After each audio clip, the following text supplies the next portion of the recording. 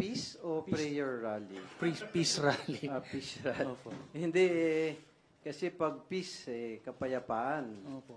Ito dapat pagsuporta natin dun sa nakaupong may mandatong Pangulo. Alam ninyo, kung ako naman, kung tatanungin lang ninyo, peace, prayer rally, I would be in support. Siguro dapat ang mas gawin ng mga ibang opisyal o ng mga ibang kababayan natin na imbis na pag-criticize, I think we should pray for the President. Because pagdasal natin na magtagumpay yung Pangulo natin. Because remember, if the President succeeds, the country will succeed. At tayong lahat bilang mga Pilipino ay magtatagumpay. So, dapat talaga suportahan natin at ipagdasal yung Pangulo. That is the true essence of a peace and prayer rally, in my humble opinion.